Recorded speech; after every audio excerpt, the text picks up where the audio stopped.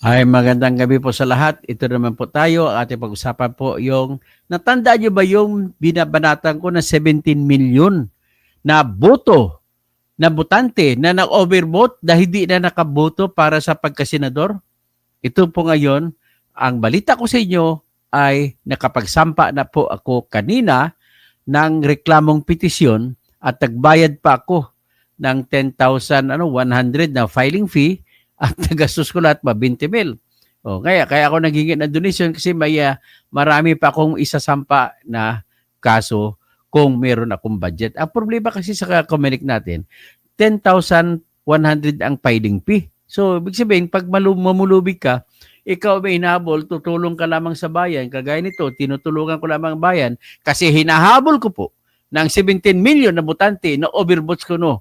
Ha? Maniwala ba kayo 17 million nag-overvote? Ano ba ibig sabihin ng overvote? Yung overvote po, ang ibig po sabihin niyan ay 12 ang senador na pagpipilian. Imbis na 12 lang ang bilugan mo, lumabas, nabasa na makina na mahigit sa 12 ang nabilugan mo. Maniwala ka kaya na ginawa yan ng mga botante natin? Kahit sabihin mo, mabuti na yan siguro may 100,000. Pero nung ka 30% isa sa kada tatlong botante ay nagboto, nag-overvote, hindi po ako maniwala dyan. Kaya dinidiman ko po ang katarungan dito. Dapat bibilang yon yung 17 million na boto. Bilangin dapat yon para malaman kung sino talaga panalo. Kasi tingnan mo, ang lamang, ang 27 million, si Bongo, number 1. Ang hanggang sa kay Philip Salvador, pwede pang pumasok kahit hanggang sa number 24 na kandidato ay pwede pang pumasok kung sa kanila mapupunta yung 17 votes. Ang balita ko po, maraming nagrereklamo na mga PDP na napakaraming PDP daw na boto yun. Kasi kung naibilang lang daw yung 17 million na boto, ay malamang lahat halos PDP ang mananalo. Yun po ang sinasabi nila. Ano naman, itong 17 million, nakasampa na po kanina, ito po yung aking petisyon para makita din po ninyo. Saan ba tayo? Ito, ipakita ko yung petisyon.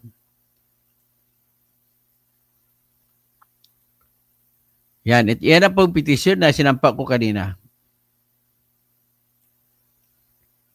So, petition for declaration of general failure of election and for suspension proclamation of winning candidates. Yan po ang sinampa ko kanina. So, petitioner Berteni Catalonia causing hereby petitions the commission for it to declare a general failure of election or for general recount of all ballots. The timeliness, yon.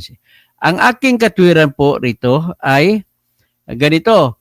Ang una na patunayan sa detalye o datos ng NAMPRIL na kinuha rin sa Comelec na 17 million 17 million 17 million 17 million 28,780 votes ang hindi nabilang ang kanilang boto sa pagkasenador. Bakit? Kasi nga sinabi ko kanina, ang lumabas na sa makina na bilang, ibis na 12 lamang ang kanilang bibilugan, ay lumampas daw sa 12. Maniniwala ba kayo doon? Bayan ko, hindi po ako naniniwala. Ewan ko kayo kung naniniwala kayo. Pero siyempre, ating anuhin yan, talagang ipagdidiinan natin yan na dapat ay dapat na bubuksan uli yan at babasahin ulit. So, pero problema, paano? Sinuggest ko rito sa aking petition po na dapat ang mangyari ay ipabalikin uli ang mga teachers at saka bibilangin uli. Biro mo ang iba pa mga problema katulad nito ay marami po sa mga presinto inamin na rin ng Comelec. Marami sa mga presinto ang mas marami ang boto kaysa bumoto. Yan na rin po ang isang nakikita natin doon. So ngayon, with that, ay kailangan talaga dapat tingnan muna ng Comelec kung ano ang pangyayari dito. Talagang dinaya po ni Garcia, talagang Vincent Triguez, talagang dinaya ito. Ngayon, ito kaya ang resulta sinasabi ni Attorney General Harold Respicio na ang na-check lamang ay version 3.4 ng source code at ang program na 3.5 na version ay hindi na-check, iyon po ang nilagay sa mga makina. Kaya ang nangyari po, marami pong nangyari, hindi lang sa Cebu, hindi lang sa Mandawi, hanggat doon sa amin sa South Cotabato po, ay marami ang nangyari na ang bilang ng bumoto ay higit na nakakarami kaysa aktual na numero ng tao na bumoto, na pumunta sa presinto. Yan po ang numero unong indikasyon at kung bakit hindi natin alam naman, may correction din sigurado ito sa overvotes ng 17 million. Akalain mo ba naman, Vincent Reyes, ikaw bumoto ka ba? 12 ba binoto mo?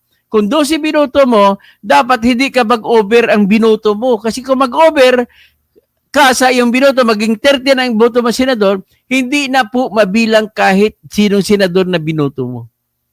Kahit isa wala. So, ibig sabihin kung may overvotes sa senado, sa pagkasenador, na botante at ang dami niya ay 17 million, ay ibig sabihin po 17 million na botante ay hindi nabilang ang boto nila sa pagkasenador. Yan po ang malaking katarantaduhan. Dapat, nag-file na po ako ng petition kanina na ang ibig naman sabihin nun ay dapat aksyonan ito ng Comelec at huwag muna nila iproklama ang mga nanalo. At tingnan muna ulit ano ang magiging solusyon nila dito sa 17 million na ginawa nilang overvote. Ano kaya solusyon yan? Ang problema nito, yung 17 million ay nakakalat ito sa lahat ng mga presinto sa buong bansa. Hindi mo mahagilap kung saan yan. Yan po pinaka-problemang malaki nito. So yan, may mga ebidensya ako sinumiti at ito po yung aking humingi ako ng urgent motion to defer proclamation. Tingnan muna ng Comelec ang issue na ito kasi napakaseryoso na issue ito na 17 million ay nag-overvote. Nako, hindi ko alam kung sino magkawa nito. Sino ba ang maniniwala ito? 17 million. O maliban dito sa 17 million, mayroon pang ibang mga issue. Sa Vincent Reyes, no? Palya-palya pa ang machine, grabe. Ginawa ni Garcia, binili nila ang source code. Tinuli nila for source code. Tama po kayo, parang tinuli nila. Diyan Mangunon, Masanto Silabe, kababayan, diyan sa Ordaneta. Okay, so ngayon, ito po, ipapakita ko rin ang isang findings ni General Rio. Ang kanila naman po program, isa rin to sa nakita nila, ipakita ko muna sa inyo yung tinatawag na datos ng NAMFREL. Ito pong binagbasihan ko. Ito siya. At dito mo makikita na talagang matindi na yung problema. Ayan. Siguro nakita nyo yung datos ng NAMFREL. Ayan. Nakita nyo yan. Ito, tingnan mong overvotes ng naka-highlight yan. Overvotes ng senator. 17,028,780 hindi nakaboto. Maniwala ba kayo dyan? Ganun karaming hindi nakaboto sa senador? Dan dahil sa sobrang boto? Hindi kasi bibilangin kapag sobrang sa 12 ang binilugan mo. O tapos kung mga congressmen sa buong bansa, 409,000.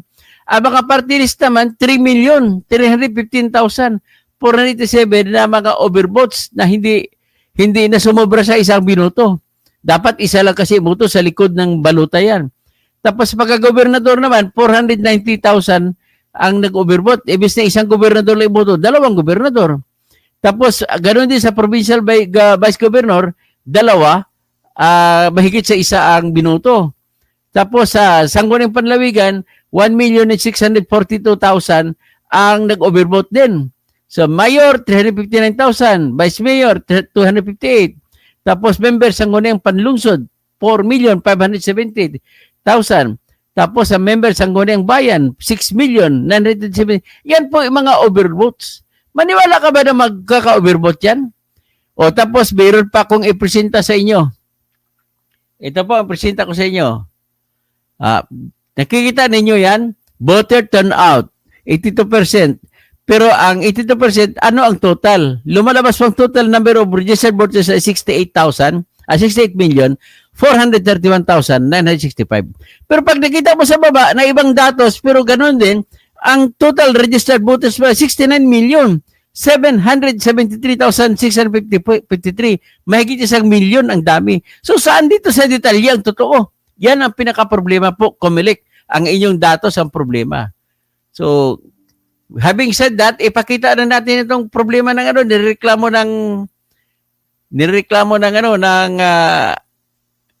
ng grupo ng TN Trayo. Saan ba 'yon? Ito, TN Trayo.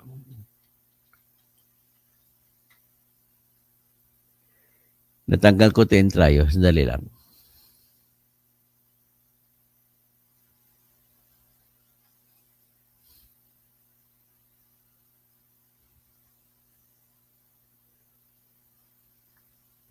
So, ang PPCRB ay nagsumigaw na rin. Ipakita ko sa inyo. Sumigaw na rin ang PPCRB na mas marami ang botante kaysa mas marami ang bumoto kaysa botante. Ito po, pakita ko sa inyo.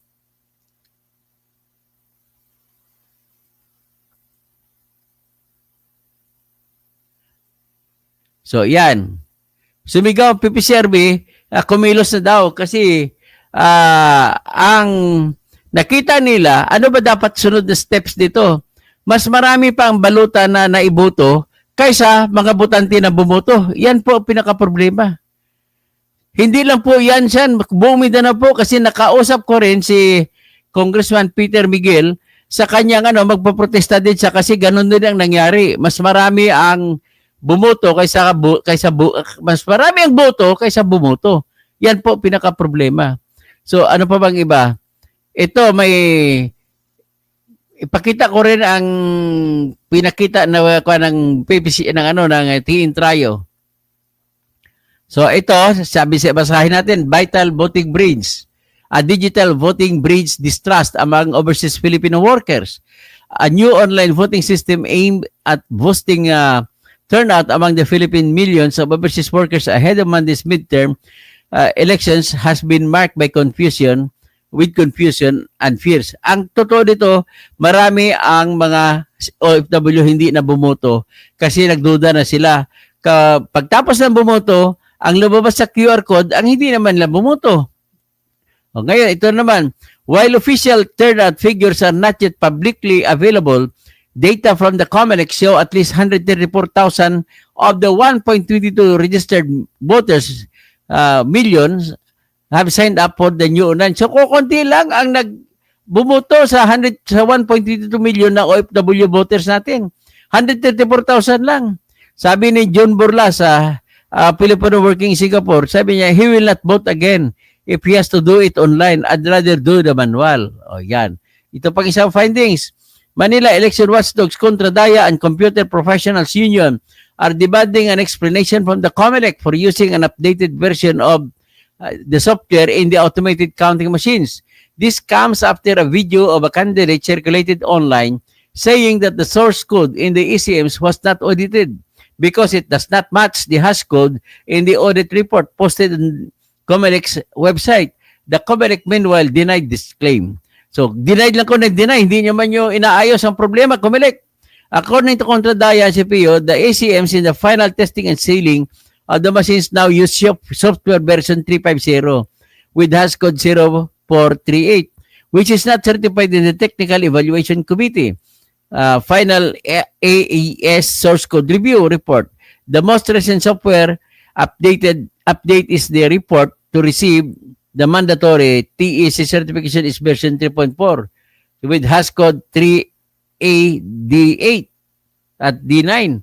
So next, Manila Philippine voters who stayed up waiting for election results may have prematurely felt exhilarated or upset by the rankings and vote margins they were seeing in media's live results pages. Rappler and other media teams discovered past midnight, Tuesday, May 13, that transmissions from thousands of precincts across the country were duplicated during the consolidation. Ito mga 5 million ang na-duplicate. Grabe talaga. Buti lang nahuli. So ito naman ang senatorial graph na kung saan ay sabi nila voice time graph is based on data received from the Comelec media server. The data received in batches. Okay. Next. ito naman, no, na-highlight na nila ngayon yung dati ang Senatorial Philippines 16 million lang, pero sa akin naka 17 million na. So ito pa, selection of ano observers disappointed, lack of poll centers, per center access. So yung mga European Union na election observer ay naasar kasi kulang-kulang daw, wala man lang sila, hindi man lang, wala, kulang daw yung tinatag na access, wala sila binigyan ng access para ma-inspect nila.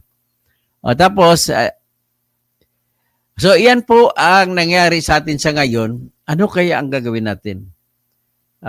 Bukas magbablog ako kung ano po ang resulta sa tinatawag na ating petition, although Sabado kailangan aksyonan ng COMELEC ang aking petition.